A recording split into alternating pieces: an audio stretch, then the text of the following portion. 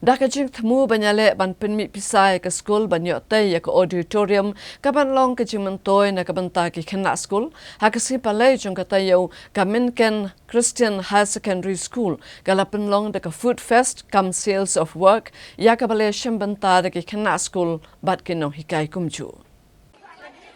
Ban Tynrong ya kejing dan kam ban pynmih Pisa kum kejing kerja na kejing temu babha jong ka Myngken Christian High Secondary School bhoi rembong.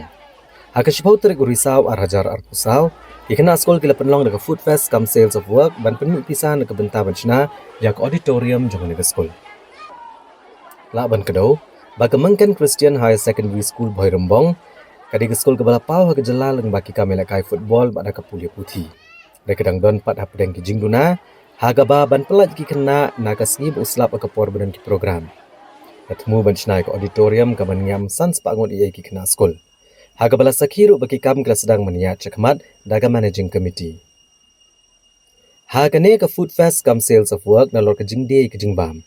La deru igitiar bala than bat shna penwan dor bat pen internet hi di Khynnah Skul ki jan kina bala ais ngob ha di riu shimet bat kiwe.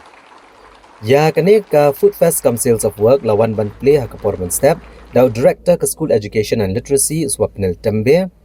Haga jingi don rengkat principal jongan ke Skul uba everlasting pengrop dekat dengan managing committee Nonghikai bat ki Khynnah Skul. Uswa panel tembe ulai sengobha de juti lakai football bagi jersey caki Khynnah lakai subroto cup jangan ke Skul.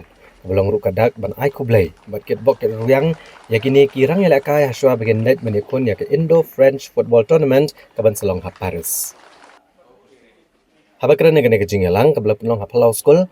Principal jong dengan Skul uba everlasting pengrop uli tho baka jing temu jong kane ka Food Fest kam Sales of Work kadai hina ka benta ban pynmih Pisa ban shna ke Auditorium.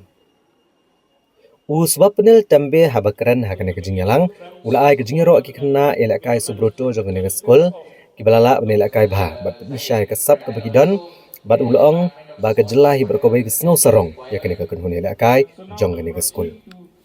Personal side, but I'll also tell Department of Sports whatever help is required, let me know, so that from the department side also will give and keep doing, and all the best for your visit to France, and we just remember that the state is proud of you, so keep shining. And to all the students, you should be proud that you are part of this wonderful school. You have a amazing principal who received national award also, and there are so many initiatives in this school which the state is proud of. Recently additional secretary also, Government of India, he is very senior, he is 30 years senior IAS officer. He also commended and praised this school. So I'm very happy with the performance. When you are in school, give 100% attendance and 100% attention to your teachers. Study well, and beyond study also, play sports, whatever you like, do more reading, get some skill, learn computers, and take this opportunity and learn, maximum use of this opportunity, because you are very lucky to study in this school, this kind of school, So make the most of this opportunity, make your parents proud, make your teachers proud, and make your principal proud.